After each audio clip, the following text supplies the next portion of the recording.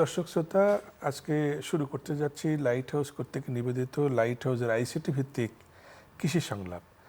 এই সংলাপে আমরা জানেন আপনার লাইট হাউস থেকে নিয়মিত একটা সিরিজ অফ আলোচনার আয়োজন করি।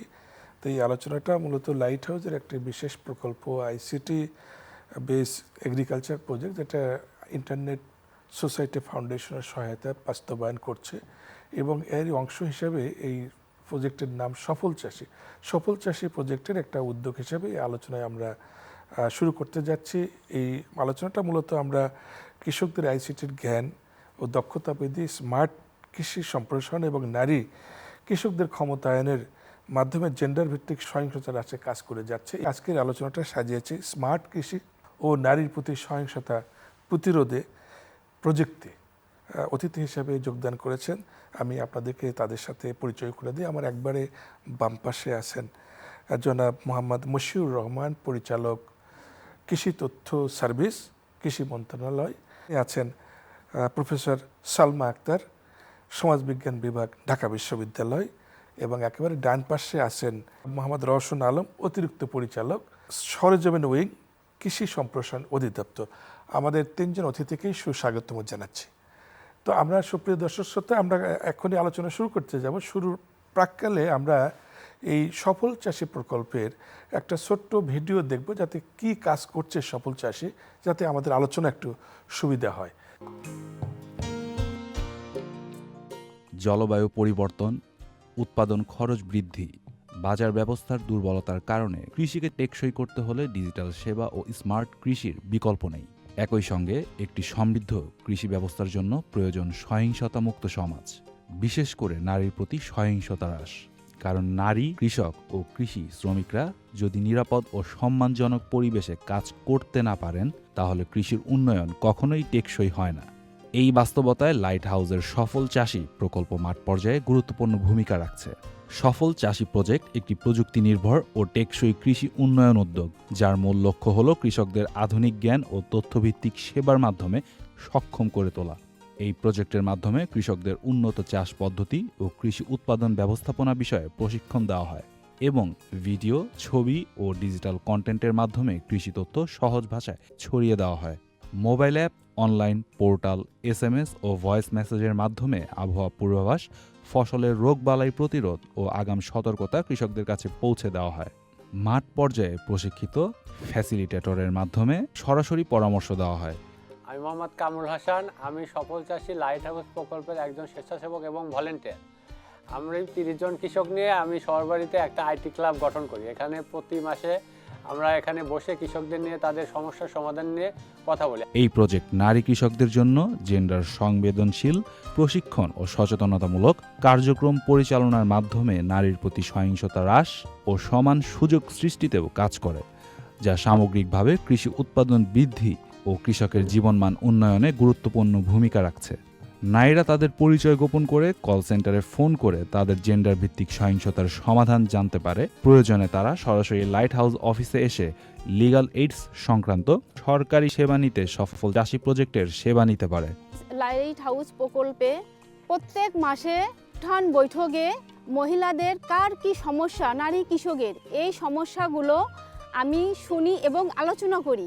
সেই সমস্যাগুলো আমরা ভলেন্টিয়াররা যখন বসে সমাধান করতে না পারি, তখন হটলাইন নাম্বারে ফোন দিয়ে যোগাযোগ করে আইনগতভাবে সেই সমস্যার সমাধানগুলো আমরা ঘরে বসেই কোনো টাকা খরচ বেনিফিট না করে একটা কল করে এই সমস্যার সমাধানটা আমরা সুন্দরভাবে করতে পারি। আমার নাম আম্বিয়া বেগম। আমার সংসার জীবনে আমি অনেক নির্যাতিত। আমাকে বারবার বাড়ি থেকে মারধর করে যৌতুকের দাবিতে আমাকে বের করে দেওয়া হতো। আমি কোনো উপায় না পেয়ে আমি এই লাইট হাউসের মাধ্যমে আমি কল সেন্টারে ফোন করি। কল সেন্টারে ফোন করার পর আমাকে ওনারা সহযোগিতা করে এবং মামলা করি। মামলাটা একদম ফ্রি চলতেছে এখানে। ডিজিটাল প্রযুক্তি ও সামাজিক সচেতনতার সমন্বয়ে এই উদ্যোগ কৃষিকে যেমন লাভজনক করছে, তেমনি গড়ে তুলছে একটি নিরাপদ ও সহিংসতামুক্ত সমাজের ভিত্তি। আমি লাইট হাউস প্রকল্পের একজন সফল চাষি। আমি আগে নিজ ইচ্ছায় আবাদ বনাত করতাম, চাষ করতাম। এখন আমরা অ্যাপসের মাধ্যমে যেটা পাইছি সেই অনুসারে এখন আমরা আবাদ বনাত করে তাতে অনেক লাভবান। এখন ধান, শাকসবজি যেটাই আবাদ করি খুব সুন্দর ফসল হয়। নিজের ইচ্ছে মতো আবাদ করার জন্য ফলাফল ভালো পাইনি, কিন্তু চ্যাটবটের থেকে আমি প্রশ্ন করে এখন তারা উত্তর দেয়, আমি তাদের উত্তর মতো কাজ করে আমি ফলাফল ভালো পাচ্ছি। পরামর্শ নিয়ে আমি ফলটা খুব ভালো পাচ্ছি, আবার ভালো ধরিচ্ছে, আবার জিনিসটা মনে করেন তেলা হচ্ছে, কোনো পোকা কামড় নাই। বাজারে নিয়ে গেলাম, বেশি দামে বেচতেও পারছি, আবার পাড়াপত্তি খাওয়াবারও পাইছি, লিজেও খাচ্ছি, লিজেই আমি নিয়ে যা তার বাজারে বেচেছি, খুব আমি আয় উন্নতি তার দেখেছি। আপনারা দেখলেন যে সেখানে লাইট হাউস এই সফল চাষী প্রকল্পের যে 3টা বিষয়টাকে ফোকাস করেছে তারা। একটা হলো যে ডিজিটাল প্রযুক্তিটা কৃষক কীভাবে ব্যবহার করতে পারে এবং ব্যবহার করে তারা কৃষকরা কীভাবে উপকৃত হচ্ছে, এবং তারা একই সাথে ওই যেহেতু নারী পুরুষ একসাথেই কাজ করে গ্রামে কৃষিকাজে, সেখানে নারীরা যে সহিংসতার যদি কোনো শিকার হয় তারা লাইট হাউস থেকে একটা অ্যাপসের কথা এবং একই সাথে তারা একটা হটলাইনের কথা বলেছেন, হটলাইনে ফোন করে তারা তাৎক্ষণিক সেবাটা তারা পাচ্ছে। তো যাই হোক, এই বিষয়গুলো তারা মোটামুটি ফোকাস করছে। এই আলোচনাগুলো আমরা আরেকটু ডিপে যাব, আমরা চেষ্টা করব বিশ্লেষণগুলো সহজ করার জন্য যাতে সকলে বুঝতে পারে। আমি জনাব মশিউর রহমানকে আমি রিকোয়েস্ট করব প্রথমে যে আমরা এই স্মার্ট কৃষি যেটা কথা বলছি, লাইট হাউসে প্রমোট করার চেষ্টা করছে, তো এই স্মার্ট কৃষিটা সহজ করে যদি সকলের জন্য একটু বলেন, এই স্মার্ট কৃষি বলতে আমরা কি বুঝি? স্মার্ট কৃষি বলতে আসলে আমরা বুঝি কৃষি কাজ করতে গিয়ে আপনি কৃষকের ফসল নির্বাচন থেকে শুরু করে ফসল কর্তন পর্যন্ত, এমনকি গুদামজাতকরণ পর্যন্ত প্রত্যেকটি ধাপে আধুনিক প্রযুক্তি, আধুনিক যন্ত্রপাতি, আধুনিক জাতের যে ব্যবহার, সেটা কি আসলে আমরা এক কথায় স্মার্ট কৃষি বলতে পারি। আমি যদি উদাহরণ হিসেবে বলি, ধরুন একজন কৃষক কোনো একটি তার জমিতে ফসল চাষ করবেন। এখন আমাদের এমন প্রযুক্তি বের হয়েছে, যেমন খামারি অ্যাপস নামে একটি মোবাইল অ্যাপস বের হয়েছে। সেই অ্যাপসে যদি আপনি ঢুকেন, আপনাকে বলে দেবে ওই জমিটাতে আসলে কোন ফসলটা করা সম্ভব, কোনটা সম্ভব না। আপনাকে আরও বলে দেবে যে ওই ফসলটা করতে গেলে আপনাকে এই কী পরিমাণ সার প্রয়োগ করতে হবে। তো অ্যাপসের মাধ্যমে আসলে আপনি অনেক সুবিধা পাচ্ছেন। আর প্লাস আপনি যখন ফসল মাঠ পর্যায়ে আছে, উৎপাদন করতে গিয়ে হয়তো কোনো রোগ বালাই, পোকামাকড় অথবা প্রাকৃতিক দুর্যোগ কোনো সমস্যা হলো, এটা সমাধান পাওয়ার জন্য কিন্তু আপনার অনেক অ্যাপস এবং অনেক হেল্পলাইন কাজ করছে। যেমন আমাদের কৃষি তথ্য সার্ভিস, এই কৃষি তথ্য সার্ভিসের একটি হেল্পলাইন আছে যার নাম্বার হচ্ছে 16123। এই নাম্বারে আপনি কল করে আপনার মাঠ ফসলে কি করণীয়, কোন সমস্যার জন্য কি করতে হবে, এই বিষয়ে আসলে আমরা সার্বক্ষণিক পরামর্শ দিয়ে থাকি। সার্বক্ষণিক বলতে আমি এই মুহূর্তে আমরা বোঝাচ্ছি রবি থেকে বৃহস্পতিবার সকাল 8টা থেকে রাত 8টা। আমাদের নারী কল সেন্টার অফিসাররা সার্বক্ষণিক এই দায়িত্বটা পালন করছে। বর্তমানে আইসিটি ভিত্তিক অনেক সেবা আমরা দিয়ে থাকি। এখন আমরা এমন এমন ভিডিও ডকুমেন্টারি, পডকাস্ট, রিলস তৈরি করছি, যেটা সোশ্যাল মিডিয়াগুলির মাধ্যমেও আমরা আসলে প্রচারণা করে থাকি, এবং সেখানে আমরা সমসাময়িক কৃষির উপর বিভিন্ন প্রযুক্তি, বিভিন্ন সমস্যা এবং তার সমাধানে কৃষকদের করণীয়, এই জিনিসগুলি আমরা প্রচার করি। এবং এই ভিডিও ডকুমেন্টারিগুলি আমাদের আঞ্চলিক পর্যায়ে যে সমস্ত কার্যালয় আছে, সেখানে সিনেমা শো টিম আছে, তারা প্রত্যন্ত অঞ্চলে গিয়ে ভিডিও দেখায়, গ্রামের কৃষকদের দেখায় এবং তাদেরকে সচেতন করতে সাহায্য করে। আমরা মোটামুটি একটা ধারণা পাইলাম যে স্মার্ট কৃষি বলতে আমরা কি বুঝি। আমরা প্রতিনিয়তই কিন্তু কৃষকদের কাছ থেকে নিজেরাও শিখছি এবং আমরা প্রতিনিয়তই এই প্রযুক্তির ব্যবহার করছি বিভিন্নভাবে। আমাদের যে প্রত্যাশা সেটা হলো যে এই অ্যাপস এবং আপনাদের সরকারি যে উদ্যোগগুলো, সেটা মাঠ পর্যায়ে যারা একেবারে কৃষক, ট্র্যাডিশনাল কৃষক, তারা এটা কতটা ব্যবহার করতে পারছে, এটা সম্পর্কে আমাদের কৃষি সম্প্রসারণ দপ্তরের অতিরিক্ত পরিচালক মহোদয় আছেন জনাব রওশন আলম, এটা একটু রিলেট করে যদি বলেন যে এই এত সুন্দর কথাগুলো বললেন পরিচালক মহোদয়, এই সুন্দর কাজগুলো আমাদের কৃষকরা কত সুন্দরভাবে গ্রহণ করতে পারছে, কিংবা এখানে কোনো চ্যালেঞ্জ দেখেন কিনা। আমাদের সেবা দেওয়া হয় কৃষকদেরকে দলগতভাবে, এককভাবে কমই দেওয়া হয়। আমাদের জানেন যে আমাদের সারা দেশে 14,200 কৃষি ব্লক আছে। প্রত্যেকটা ব্লকে একজন করে উপসহকারী কৃষি কর্মকর্তা কর্মরত আছেন। এই প্রত্যেকজন উপসহকারী কৃষি কর্মকর্তার তার কর্ম এলাকাতে 12টি করে কৃষক দল তৈরি করা আছে। এই প্রত্যেকটি দলে 30 জন করে কৃষক থাকে, তার মধ্যে 30 জন কৃষকের মধ্যে 10 জন নারী কৃষক থাকে। এখানে আমাদের কৃষি সম্প্রসারণ অধিদপ্তরের আমাদের মিশন আছে, মিশন স্টেটমেন্ট আছে। এখানে বলা আছে আমরা সকল শ্রেণীর কৃষককে আমাদের সেবা প্রদান করব। সেক্ষেত্রে বড় কৃষক যেমন আছে, মাঝারি কৃষক আছে, ছোট কৃষক আছে। যে কৃষকটা হয়তো লেখাপড়া জানে না, সে এই দলের মধ্যে যুক্ত হওয়ার কারণে একজন লেখাপড়া জানে, তার স্মার্টফোন আছে, স্মার্টফোনের মাধ্যমে সে কিন্তু এই তথ্যগুলো পেয়ে যাচ্ছে সাথে সাথে। যেমন কোনো দুর্যোগের বিষয় যদি আসে যে আগামী দুদিন পরে ঝড় বৃষ্টি হওয়ার সম্ভাবনা আছে, সেক্ষেত্রে আমরা আবহাওয়া অধিদপ্তরের সাথে আমাদের কৃষি সম্প্রসারণ অধিদপ্তরের বার্মিস পোর্টাল আছে, পোর্টালের সাথে সংযোগ আছে, ওখান থেকে আমরা তথ্য পেয়ে থাকি। আমাদের কৃষি সম্প্রসারণ অধিদপ্তরে কন্ট্রোল রুম আছে, কন্ট্রোল রুমের সাথে আমাদের উপজেলা পর্যায়ে, জেলা পর্যায়ে সকল কৃষি অফিসের সাথে সংযুক্ত থাকে। সাথে সাথে আমরা এই তথ্যগুলি দিয়ে দেই। এই তথ্যগুলি আবার উপজেলা পর্যায়ে কৃষি অফিসারের সাথে ওই কৃষক দলের যে আমাদের উপসহকারী কৃষি কর্মকর্তা আছে, তাদের লিঙ্ক থাকে, ফোনের মাধ্যমে লিঙ্ক থাকে। তার আবার তাদেরকে ডিজিটাল এই ফোনের মাধ্যমে তারা এটা তথ্যগুলি দিয়ে দেয়।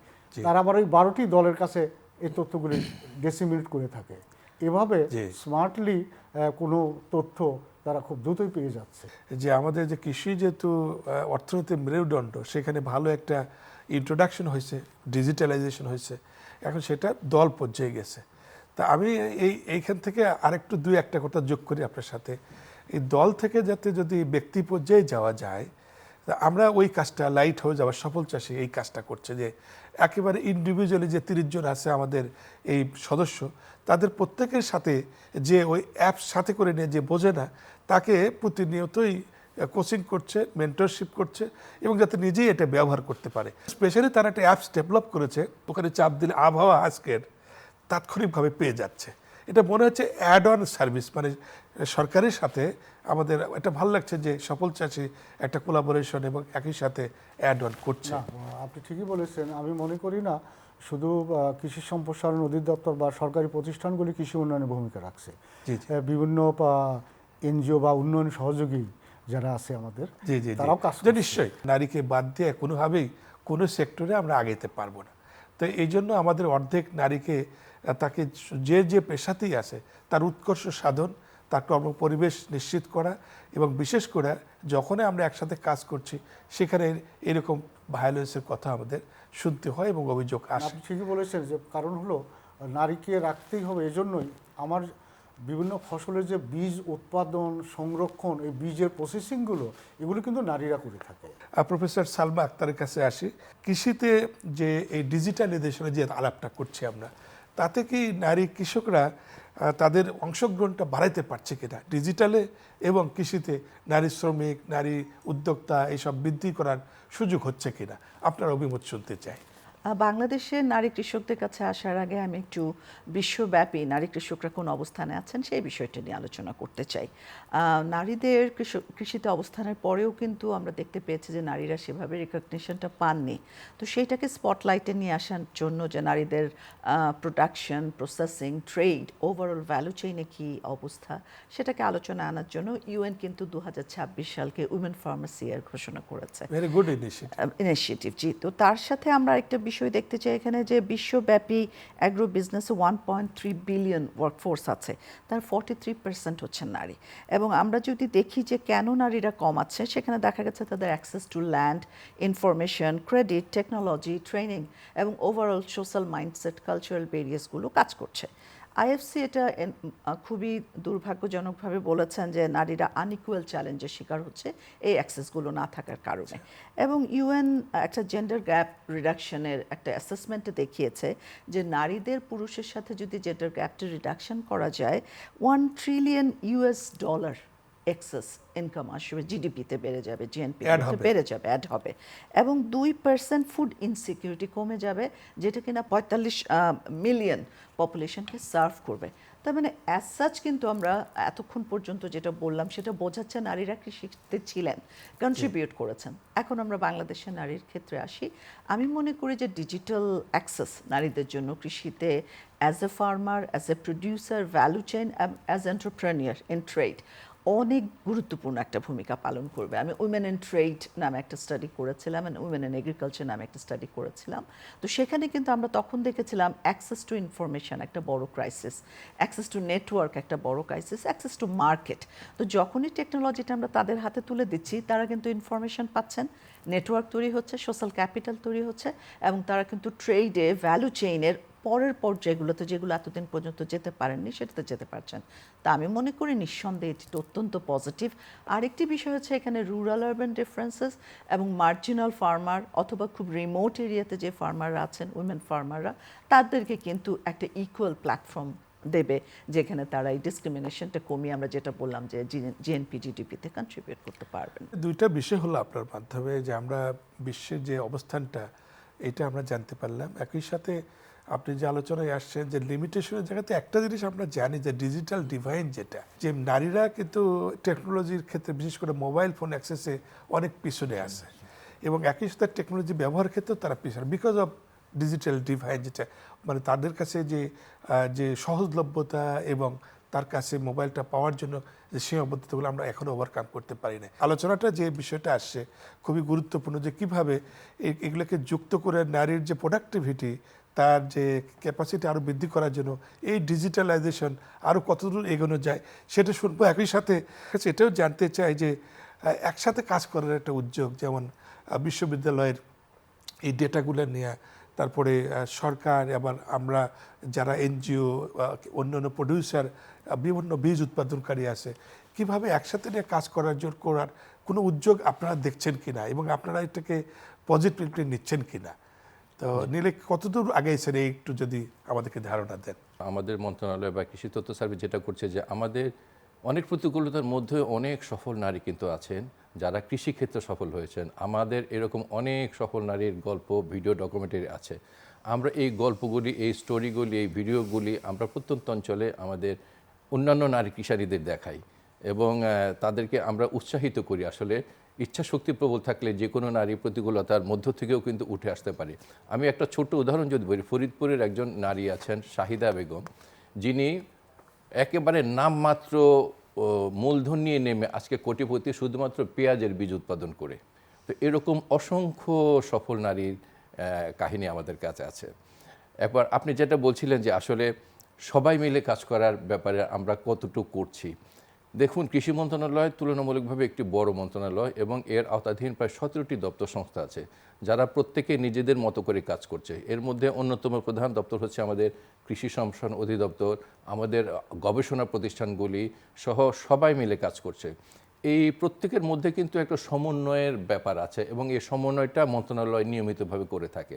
আমাদের কৃষি মন্ত্রণালয়ে প্রত্যেক মাসে একটি সমন্বয় সভা হয়, যে দপ্তরগুলি তাদের আন্তঃযোগাযোগ বা আভ্যন্তরীণ সমস্যাগুলি শেয়ার করে এবং সমাধানটা সেখানেও নিয়ে থাকে। একই সাথে অন্যান্য দাতা সংস্থা, আন্তর্জাতিক সহযোগী প্রতিষ্ঠান এবং এনজিও, বিশেষ করে যারা কৃষিসহ বিভিন্ন জায়গায় তারা অবদান রাখছেন, এই সমস্ত সংস্থার সাথেও কিন্তু সরকারি সংস্থাগুলি যৌথভাবে কাজ করছে। বিভিন্ন সেমিনার, সিম্পোজিয়াম এবং ট্রেনিং ওয়ার্কশপে আমরা বেসরকারি সংস্থাগুলোকে আহ্বান করি কাজ করার ক্ষেত্রে কী চ্যালেঞ্জ আছে এবং সেই চ্যালেঞ্জগুলি কীভাবে মোকাবেলা করা যায়। এর উপরেও কিন্তু দিনভর আমাদের আলোচনা হয়, সেমিনার হয় এবং সেগুলি পরবর্তীতে আমরা আমলে নিয়ে যৌথভাবে কাজ করে আসছি। জাতিসংঘের এফএওর সাথে কিন্তু কৃষি মন্ত্রণালয় নিয়মিতভাবে কাজ করে যাচ্ছে। এছাড়াও আমাদের আরও কিছু গবেষণা সংস্থা আছে, যেমন ইফরি বলি, তারাও কিন্তু আমাদের কৃষি যে মাঠ পর্যায়ে গবেষণা কাজ করে। তো আসলে মিলেমিশে কাজ করার কাজটা আমরা করছি। হয়তো আমাদের এর পরিসরটা ভবিষ্যতে আরও বাড়াতে হবে, কিন্তু কাজ চলমান আছে। জি, না থ্যাংক ইউ। এটা তো আসলে সরকারি যে কাঠামোটা একটা ব্যাপক এবং অনেক বড়। আমরা যারা মাইক্রো লেভেলে একটা টেস্ট করতে পারি, এটাকে কাজ করতে পারি এবং আলটিমেটলি আমরা কোথায় ছেড়ে আসি? সরকারের কাছে। এটা সাস্টেনেবল করার জন্য, রিটেনেবল করার জন্য আমরা এই কাজটা করে আসি। যেমনটা আমি একটা এক্সাম্পল দিতে পারি যে আপনার কথায় কৃষকদের জন্য চার্টবোর্ড ফার্স্ট টাইম আমার মনে হয় প্রথমবারের মতো এই সফল চাষি প্রজেক্ট থেকে আমরা ইন্ট্রোডিউস করেছি। কোথায় যে কৃষক ওখানে লিখবে যে আমার এই ধানের যে পোকাটা হয়েছে ছবি ওটা পাঠিয়ে দেবে, এটার জন্য আমার কী চিকিৎসা করা দরকার। আমরা জানি যে বোর্ডটা তো আপনার এটা আসলে টেকনোলজিক্যালি রোবট আপনার উত্তর দিচ্ছে, তো সেটা কুইক সে বাংলায় আবার উত্তরও দিয়ে দিচ্ছে এখানে। তো এটার আরও ইমপ্রুভমেন্ট দরকার আছে, যে এরকম ইনোভেটিভ কাজ একটু মাইক্রো লেভেলে আমরা করতে পারি, কিন্তু লার্জ স্কেলে করতে আরও অনেক এফোর্ট লাগবে। তা আমি আসছি একটু জনাব রওশন আলমের কাছে। অ্যাপসের ব্যবহারটার জন্য যে চ্যালেঞ্জগুলো আমরা দেখছি, আপনারা দলগত কাজ করছেন, এই জায়গাটাতে আরেকটু মাইক্রো লেভেলে 1-to-1 করার জন্য আপনার কী কী সীমাবদ্ধতা আপনি দেখছেন বলে মনে করেন? সীমাবদ্ধতা তো অবশ্যই আছে, তো সীমাবদ্ধতা কাটিয়েও আমরা এগিয়ে যাচ্ছি। আরও সাস্টেনেবল করার জন্য আরও কিছু আমাদের ডিভাইসের কিছু ঘাটতি আছে। যেমন আমরা আপনি জানেন যে বর্তমান সরকার কিন্তু তাদের নির্বাচনী ইশতেহারে ঘোষণা করেছিল যে কৃষক স্মার্ট কার্ড দেবে। অলরেডি কৃষি সম্প্রসারণ অধিদপ্তর, কৃষি মন্ত্রণালয় যৌথভাবে কিন্তু এই কৃষক স্মার্ট কার্ড আমরা শুরু করে দিয়েছি পাইলট প্রকল্প হিসেবে। অল্প দিনের মধ্যে আমরা এটা শুরু করতে পারবো। এই স্মার্ট কার্ডের মধ্যে থাকবে হলো কৃষক তার উপকরণ কেনার জন্য সে ভর্তুকি মূল্য উপকরণ কিনতে পারবে, একই সাথে তার স্মার্ট মোবাইল থাকবে, তার সাথে সংযোগ থাকবে, তার জমির সাথে মেশিনের সাথে ডিভাইস থাকবে, কখন পানির প্রয়োজন পড়বে তার রিডিং দিবে তার মোবাইলে। এছাড়া আমাদের পরিকল্পনা আছে, এখন তো কৃষক পোকা দমনের জন্য ম্যানুয়ালি ওষুধ স্প্রে করে থাকে, ভবিষ্যতে ড্রোনের সাহায্যে আমরা ন্যানো পেস্টিসাইডের প্রচলন নিয়ে আসার চিন্তাভাবনা আছে। হ্যাঁ, ন্যানো পেস্টিসাইডের টেকনোলজিটা আসবে এবং ড্রোনের মাধ্যমে এটা কৃষি স্মার্ট কার্ডের মধ্যে আছে, কৃষি কার্ডের মধ্যে আছে। স্মার্ট কার্ডের মধ্যে থাকবে যে তার ফসলে পোকা লাগতেছে কিনা, পানির অভাব হচ্ছে কিনা, কখন সেচ দেওয়া লাগবে, এবং সে এই ফসলটা উৎপাদন করেছে মার্কেট অ্যাক্সেসটাও থাকবে, এটা কোথায় সে বিক্রি করতে পারবে, এ ধরনের প্রযুক্তি নিয়ে আসা হবে। নতুন সরকার, আমরা তো অবশ্যই শুভকামনা করি, এবং এটা একটা ফ্যামিলি কার্ডের পাশে সেকেন্ড কার্ডটাই বোধহয় কৃষি কার্ড, স্মার্ট কৃষি কার্ড। তো এটা আমার মনে হয় যে স্টিল আমরা দেখি যে তারা কি কি ইন্ট্রোডিউস করে, কি নতুন নিয়ে আসে, ধরেন যে পরিবর্তনটা আমরা কম্পেয়ার করতে পারবো, আগের থেকে কি অ্যাড অন হলো আমরা বুঝতে পারবো।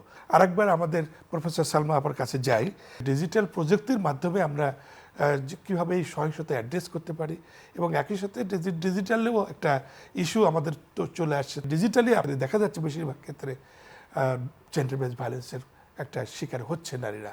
তো এটা কীভাবে সহজে অ্যাড্রেস করতে পারি? আমরা হয়তো যেমন বলতে পারি যে এটা একটা খুবই কমন যে হটলাইনে ফোন করা।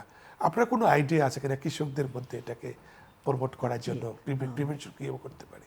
আমার কাছে মনে হয় যে কৃষিতে কিন্তু নারীদের খুব ফ্যামিলি লেবার ইনভলভড। নারীরা মূলত কিন্তু সাবসিস্টেন্স ইকোনমিতে, এগ্রিকালচারে কাজ করেন, এক্সপোর্ট ওরিয়েন্টেড প্রসেসিংয়ে কাজ করেন। তো আমার কাছে মনে হয় যে এগ্রিকালচার ফ্যামিলিগুলোতে কিন্তু চিলড্রেনদেরও একটা ইনভলভমেন্ট থাকে to some extent, both male and female. এবং আমরা সবসময় বলি যে চিলড্রেনরা আসলে একটা চেঞ্জ এজেন্ট। তো আমার কাছে মনে হয় যে টেকনোলজির ক্ষেত্রে নারীদের একটা লিমিটেশন আছে। আপনারা যেটা বলছিলেন যে একটা হচ্ছে প্রাইস, অ্যাভেলেবিলিটি, অ্যাক্সেসিবিলিটি, এবং ওনার যে এডুকেশন লেভেল, তার সেই ধরনের টেকনোলজি আসলে খুব অ্যাডভান্স লেভেলে ইউজ করার মতো অ্যাবিলিটিটা আছে কিনা, ক্যাপাবিলিটিটা। তো সেক্ষেত্রে আমার কাছে মনে হয় এইটার সাথেও জেন্ডার বেসড ভায়োলেন্সকে একসাথে করে চিলড্রেনদেরকে সেন্সিটাইজ করা, যে কিভাবে এই টেকনোলজিটাকে সেফলি ব্যবহার করা যায়। Community based discussion, community based কিছু গ্রুপ থাকতে পারে যেখানে হটলাইনে হয়তো তিনি খুব কমফোর্ট ফিল নাও করতে পারেন ইনস্ট্যান্টলি কল করতে, সেই ক্ষেত্রে কমিউনিটি কোনো একটা লিডার ইউথদের থেকেই করা যায়, ফিমেল ইউথরা সেখানে থাকতে পারেন, যেটা ডেভেলপমেন্ট পার্টনারে যারা কাজ করছেন অথবা লোকাল কমিউনিটি যারা অ্যাপস ব্যবহার করছে, ওই অ্যাপসে তো আমরা এটা একটা রাখতে পারি যাতে অ্যাপসে ঢুকলে নিজে অ্যানোনিমাসলি রিপোর্ট করতে পারে। অবভিয়াসলি অ্যাপস তো অবভিয়াসলি ডেভেলপ করলে সেটা হেল্প হবে, কিন্তু আমার কাছে মনে হয় যে একটু সোশ্যাল ক্যাপিটালও তৈরি করা, সোশ্যাল অ্যাওয়ারনেসও তৈরি করা, যে ডিজিটাল ভায়োলেন্সটা ঘটছে তারা কিভাবে তাদেরকে সেফ রাখতে পারেন। কিন্তু এবং একই সাথে এইটা বোঝানো যে এই টেকনোলজিটা নারীদের ক্ষেত্রে একটা বড় ধরনের এম্পাওয়ারমেন্ট, ইনক্লুসিভনেস তৈরি করেছেন, সাস্টেনেবল ডেভেলপমেন্টে কন্ট্রিবিউট করছেন। আমরা দেখছি এগুলো অনেকগুলো এসডিজিকে এটা অ্যাড্রেস করতে যাচ্ছে, SDG 1, 2, SDG 5, এবং একই সাথে life on land, sustainable development. তো সেই ক্ষেত্রে চিলড্রেনদেরকে এঙ্গেজ করা, একটা কমিউনিটির লিডার্সদেরকে এঙ্গেজ করা, ইউথ ক্লাব যদি কন্টেম্পোরারি এরিয়াসগুলোতে কোনো কন্টেম্পোরারি ইউথ ক্লাব থাকে, এবং এনজিওর যারা আছেন, এবং আমরা যেটা দেখতে পেলাম যে সেখানে কিন্তু একটা গ্রুপ ওয়াইজ অ্যাপ্রোচ করা হচ্ছে, সেই গ্রুপের ডিসকাশনটা নিয়ে আসা, যে তারা কোনো ভায়োলেন্সের শিকার হলে কমফোর্টেবলি, সেফলি তারা কীভাবে সেটাকে ডিসকাস করতে পারেন। আমার বিশ্বাস এই ইস্যুটা থাকবে, জেন্ডার বেসড ভায়োলেন্স একেবারে জিরোতে আনতে পারবো না আমরা, বাট এটা অ্যাওয়ারনেসটা কন্টিনিউয়াসলি আমরা করব এবং সরকার বেসরকার একসাথে আমরা এটার ব্যাপারে প্রশিক্ষণ দেব, একই সাথে এগুলোর নিরাময়ের জন্য এবং যে লিগ্যাল প্রসিডিওর সেসব ব্যাপারে আমরা একসাথে কাজ করব। আপনাদের আজকে এই আলোচনা একেবারে সময় শেষ, বাট স্বল্প সময়ে খুবই প্রোডাক্টিভ আমাদের যে ডিসকাশনটা হলো, বিশেষ করে কৃষিতে আমরা ডিজিটাল প্রযুক্তি কিভাবে সামনে এগিয়ে নিয়ে যায়, জাতির যে ডিমান্ডটা সামনে যে বিশেষ করে যে এইচডিজির যে টার্গেট আমরা ফিল আপ করতে যাচ্ছি, আমরা কৃষিতে অনেক দূর আগেছি এবং আমার বিশ্বাস যে উদ্যোগগুলো সরকার নিয়েছে, আমরা একসাথে সরকার, লাইট হাউস, একাডেমিয়া, বিশ্ববিদ্যালয়, ইনস্টিটিউটে আমরা একসাথে কাজ করে আমাদের কৃষিকে আমাদের সাফল্যের জায়গায়, চূড়ান্ত সাফল্যের জায়গায় নিয়ে যাব, এই অভিপ্রায় ব্যক্ত করে আপনাদেরকে আরেকবার স্টুডিওতে আসার জন্য অনেক ধন্যবাদ। সুপ্রিয় দর্শক শ্রোতা, আপনাদেরকে আরেকবার ধন্যবাদ এবং কৃতজ্ঞতা জানাই আমাদের সাথে থাকার জন্য। আবার পরের পর্বে নতুন কৃষি বিষয়ক আরও নতুন নতুন প্রযুক্তি এবং নতুন উদ্ভাবন নিয়ে আপনাদের সামনে লাইট হাউসের পক্ষ থেকে হাজির হব। সেই পর্যন্ত ভালো থাকবেন, সুস্থ থাকবেন।